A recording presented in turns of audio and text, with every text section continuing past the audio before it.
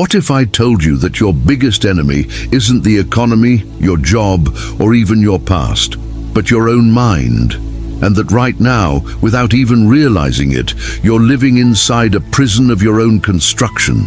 One without walls or guards, but with thoughts that echo endlessly. This prison has a name. It's the future.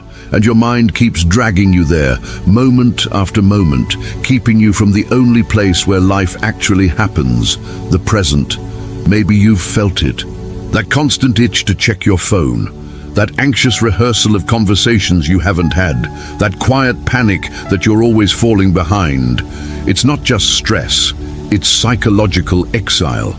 A constant tension between the life you're living and the life your mind thinks you should be preparing for. And every time you try to escape that discomfort, you seek more noise, more scrolling, more doing, more goals. But the more you chase, the emptier you feel. Why? Because you're not here.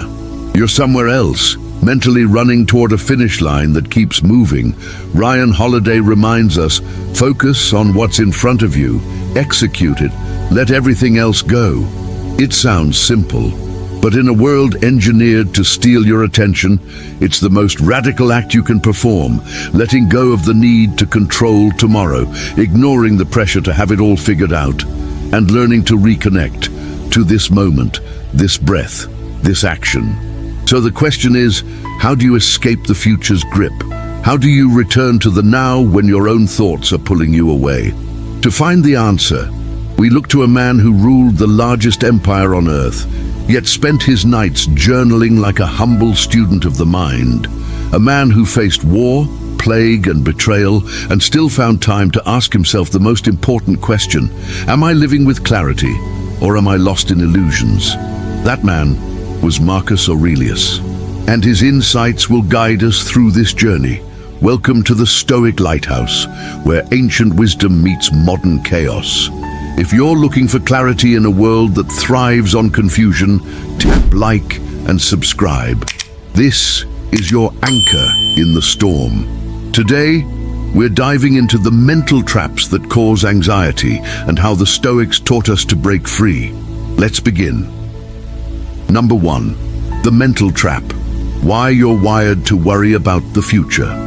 If you feel like your mind is constantly scanning for danger, spiraling into what-ifs, and stressing over things that haven't even happened, it's not because you're broken. It's because you're human.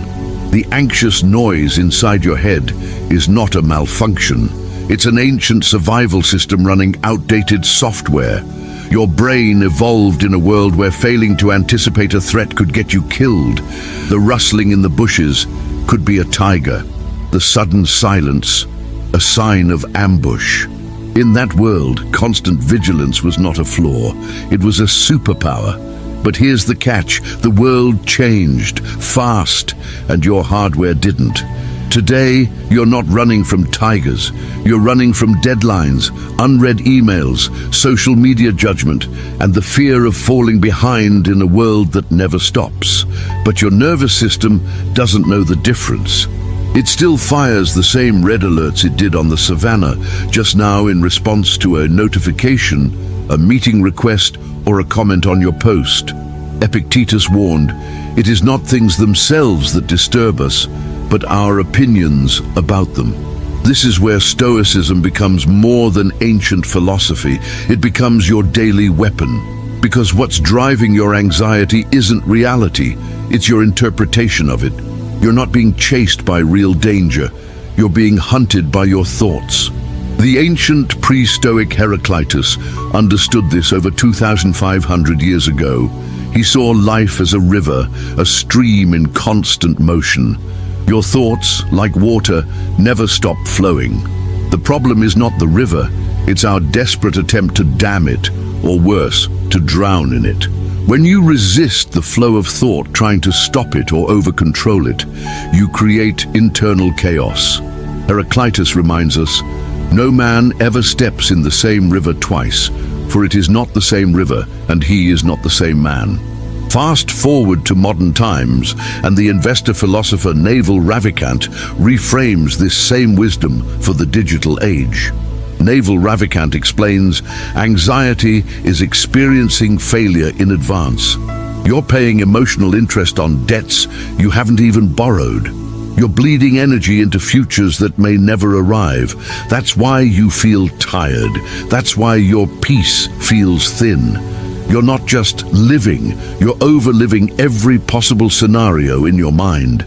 Seneca, the Roman statesman who lived through political instability, false accusations, and threats to his life, gave us a warning that still pierces through centuries. We suffer more often in imagination than in reality. And it's true. You rehearse pain before it happens. You mourn losses that never occur. You script conversations that no one else will ever hear. But this isn't weakness. It's instinct, left untrained. Your mind is doing its job. Now it's your turn to do yours, to lead it. According to modern Stoic William B. Irvine, most of our internal suffering stems not from the external world, but from our mental habits. And these habits can be reprogrammed. William B. Irvine teaches, the key to Stoic tranquility is to stop worrying about things we can't control and focus all our energy on the things we can. This chapter is your invitation to reframe your mind, to recognize that what feels like anxiety is often just misplaced attention. You're not under attack. You're just out of alignment. And it's not your fault, it's your inheritance, but it can be changed. It starts with understanding that fear is not prophecy, that overthinking is not preparation, that your mind was built for survival, not serenity, and that you now live in a world where you must train it to serve your peace, not sabotage it. The next step? Learning how the Stoics reframed the very nature of time itself and how that shift in perspective unlocked the power to stay anchored in the only place that's real, the present. Number 2, the Emperor's Law, Marcus Aurelius and the real nature of time. Imagine you're leading the most powerful empire in the world. Every decision you make affects millions. You're managing border wars, political betrayals, disease outbreaks, and yet you still carve out time every night to write. To yourself, not for anyone else. No speeches, no orders, just raw personal truth. This wasn't therapy, it was training. This man, Marcus Aurelius, didn't write to escape reality. He wrote to return to it. He wasn't chasing the future. He was anchoring himself in the only place where real power exists, this moment. Marcus Aurelius wrote, "The happiness of your life depends upon the quality of your thoughts." That quality, he knew, is determined by where your thoughts live. When they live in the past, you drown in regret. When they live in the future, you suffocate in anxiety. But when they are grounded, right here, right now, you tap into something deeper: clarity, calm, control. Marcus Aurelius understood time in a way that most people today have forgotten. He didn't see it as a line stretching endlessly into worry. He saw it as a sacred point, a doorway through which life is always entering. The past, untouchable. The future, unknowable. But the present, that is where your power lives. Long before Marcus Aurelius, this truth echoed through the work of the Stoic genius Chrysippus, the man who gave the Stoic school its rigorous structure. He taught that everything in the universe follows a logical order, cause and effect. Trying to predict or control the future, in defiance of that natural flow, is madness.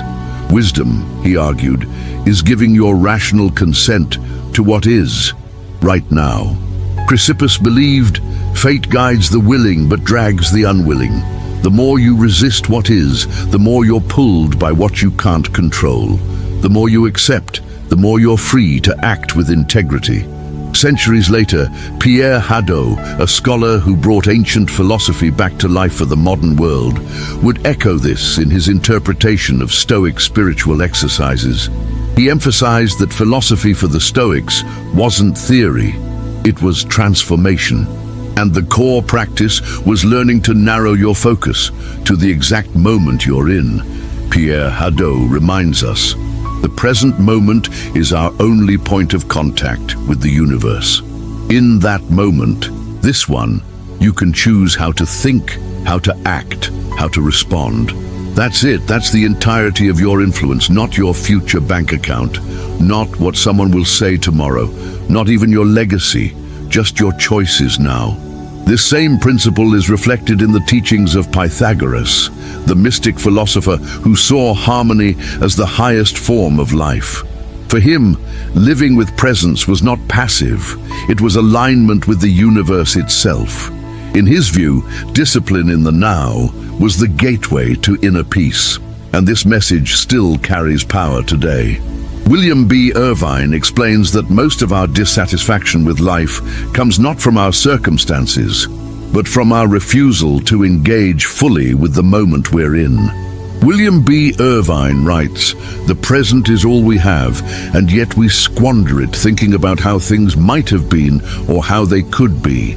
So let's be honest, you don't need to predict the future to find peace. You don't need more certainty, more plans, more control. You need presence. And presence isn't gifted, it's trained. You train it by reminding yourself daily that the past cannot touch you and the future does not serve you. You train it by observing your thoughts, not as truth, but as noise. You train it by choosing to act virtuously, not react emotionally. You train it by stepping fully into the now and staying there. This is the Emperor's law. And once you see it, you can't unsee it. The future is fog, the past is stone, but the present, that is fire. It's the only flame you can hold, and it's the only one that can light your way. Number 3, breaking the chains.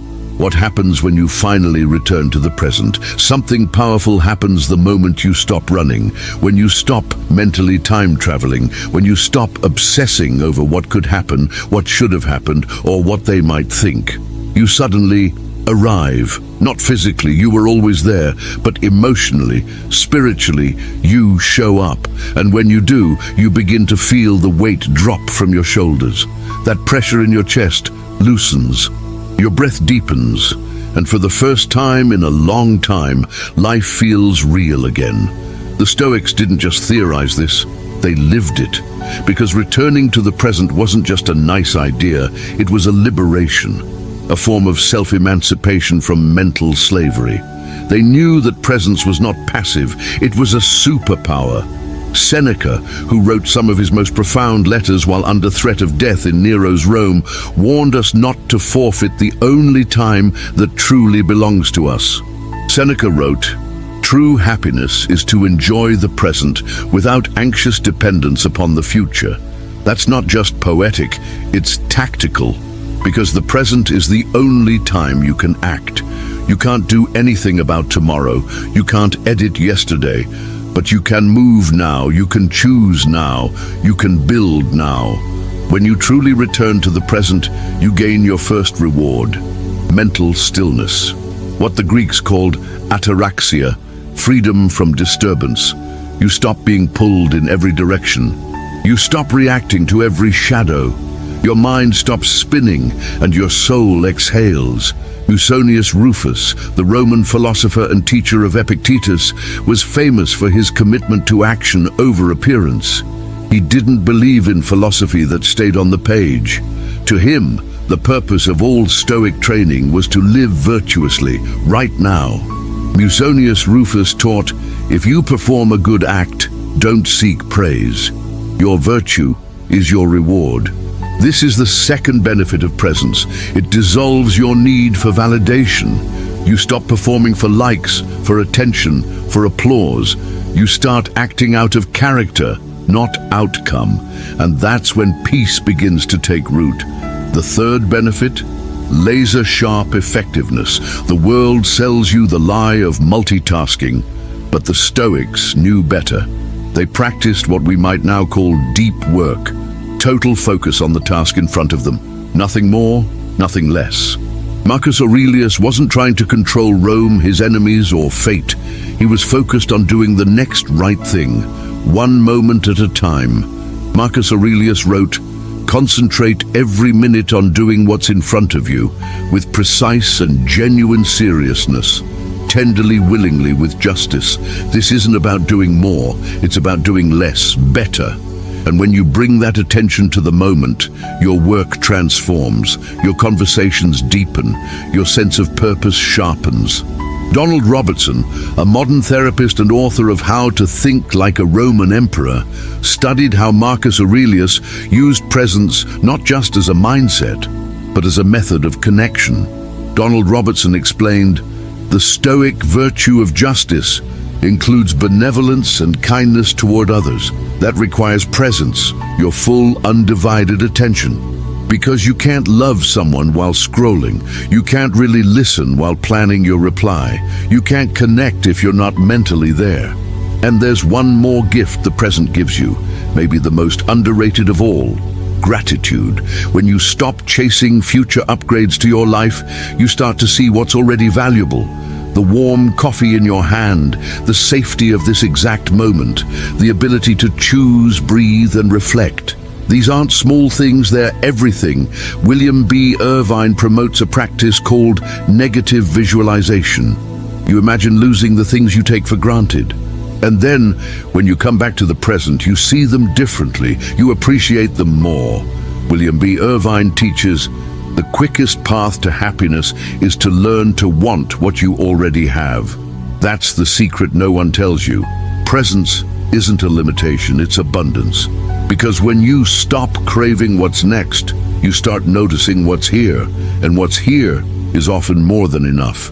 Peace, power, precision, connection, gratitude, all of these are available to you right now. But only if you're here to receive them. So how do you stay here? How do you train yourself to return again and again to this state of clarity? The Stoics had answers for that too, not just theories, but tools. And in the next chapter, we'll open their toolkit.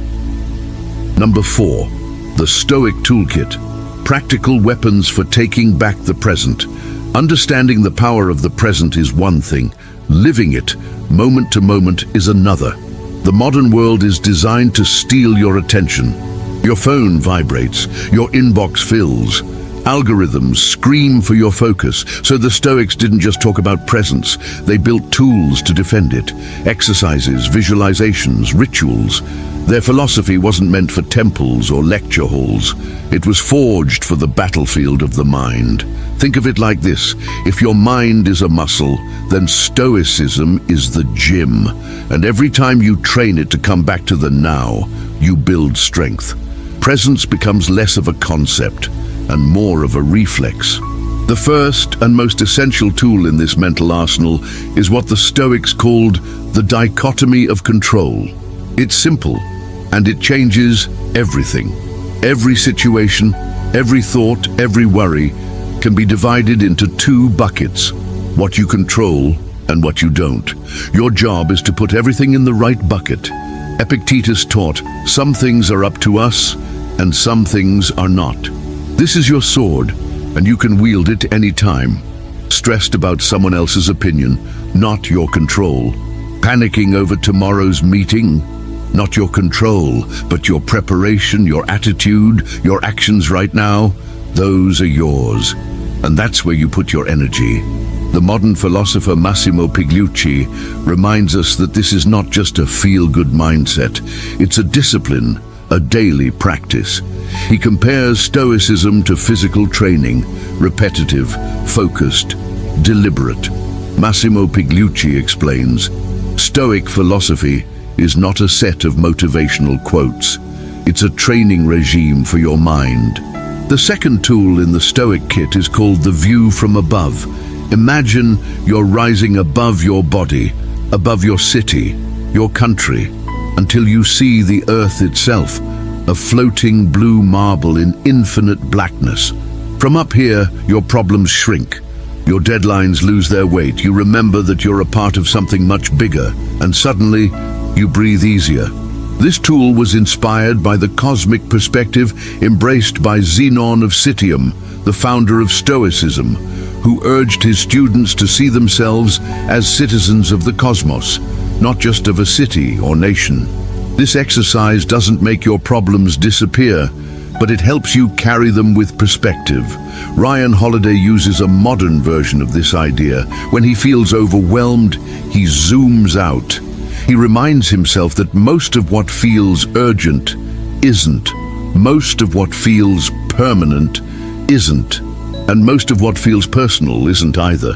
The third Stoic weapon is mindful awareness of impermanence, the practice of observing how everything flows, changes, and passes. This goes back to Heraclitus, the pre-Socratic philosopher who deeply influenced Stoicism. Heraclitus taught, everything flows, nothing stays still. Your stress, temporary, your fear, passing, even your success, fleeting. When you begin to see impermanence, you stop clinging, you stop resisting, and in that surrender, you return to peace. Modern Stoics like Tim Ferriss and Naval Ravikant practice this through silence and journaling. They create space daily to observe their thoughts without attachment, not because they're monks, but because they know that high performance requires emotional clarity, and clarity requires presence. Naval Ravikant puts it like this: clear thinkers understand that nothing is as permanent as it seems. You want to take back your focus? Stop trying to dominate time. Start noticing it. You want to stop being dragged by your mind? Hand it a compass. These tools, the dichotomy of control, the view from above, and the awareness of impermanence, are that compass. But tools alone aren't enough. You also need a routine, a rhythm of practice. That's how philosophy stops being information and becomes transformation. And that's exactly where we're going next. Number 5, the Emperor's routine. Building a daily practice for unshakable presence. Philosophy without practice is like a map you never follow. It shows you where peace is, but never gets you there. The Stoics understood this better than anyone. That's why they didn't just talk about values, they lived them, hour by hour, day by day, through rituals, reflections, and tiny decisions repeated over a lifetime. And if you want to reclaim the present, not once, but every day, you need a routine. Not a rigid schedule, a rhythm, a system of mental anchors that pull you back when your thoughts start drifting. A structure strong enough to hold you even when the storm hits. It starts the night before. Seneca, the Roman senator who walked the line between power and philosophy, had a nightly ritual. He would review his day, not to punish himself, but to sharpen his awareness. What did I do well? Where did I fall short? Where did I react instead of act? Seneca encouraged, at the end of each day, reflect on your actions, not with guilt, but with clarity. This is not self-shaming, it's self-alignment. Because when you see yourself clearly, you give your future self better tools to work with. So begin there. Each night before you sleep, ask, did I live today with presence? Did I focus on what I could control? Then comes the morning, before the phone, before the noise. You need 5 minutes to reset your lens. Marcus Aurelius did this daily. Long before the world invaded his attention, he grounded himself in what truly mattered. He reminded himself of who he was, what he stood for, and what kind of world he'd be walking into. Marcus Aurelius wrote, when you arise in the morning, remind yourself, I will encounter interference, ingratitude, arrogance, dishonesty, jealousy. People act from ignorance. My job is to remain undisturbed. He didn't start his day hoping for ease. He prepared for difficulty with calm intention. This is the second layer of your routine. Set the tone. Write one line about what kind of person you want to be today, not what you want to get, who you want to be. Courageous, honest, present. Anchor yourself before the tide rolls in. But daily presence isn't built in the quiet hours alone. It's maintained through micro-anchors, tiny moments where you call yourself back to now. This could be anything. The sound of water hitting the sink, the weight of your foot touching the ground, the pause before opening a door. These are your triggers, not for distraction, but for awareness. The Cynic philosopher Diogenes, though often crude in his methods, lived with intense attentiveness. He didn't waste energy trying to fit into society's norms. He observed life closely, bluntly. He was present, radically so. You don't need to live in a barrel like Diogenes. But you do need to find your moment of intensity. Maybe it's when you sip your coffee, maybe it's before you speak in a meeting. Use that as a presence bell, a call back to awareness.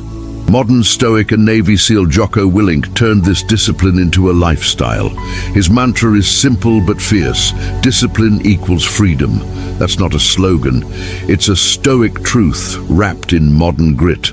Because the more disciplined you are in returning to the now, the less enslaved you are by your emotions, your triggers, or the chaos around you. Discipline doesn't mean rigidity. It means constancy. It means training.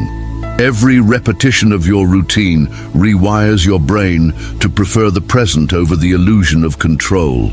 Your daily practice isn't about perfection, it's about positioning. Every night you reflect, every morning you intend, every anchor you honor, that's a quiet rebellion. Against fear, against distraction, against the noise. And the longer you practice, the more natural it becomes. Until presence is no longer something you chase, it's who you are. You've just crossed a bridge, from scattered thoughts to sharpened awareness, from mental chaos to grounded clarity, from being ruled by your emotions to remembering that you were always the one in charge, maybe not of the world, but of yourself, and that's more than enough. We've walked side by side with Marcus Aurelius as he wrote by candlelight. We've heard Epictetus challenge our assumptions. We've seen Seneca dismantle anxiety with words sharper than steel. We stood on the shoulders of Heraclitus and Musonius Rufus. And we listened carefully as modern minds like William B. Irvine and Naval Ravikant translated this ancient power for our noisy century. You've learned that your mind isn't broken, it's just untrained. That your anxiety isn't a curse, it's a call. That your freedom isn't out there, it's in here, in the way you choose to think, to act, to respond. So now the question turns to you. Which tool will you pick up first? Which discipline will you plant into your day, starting now? Let us know in the comments. Your reflection could light someone else's path back to sanity.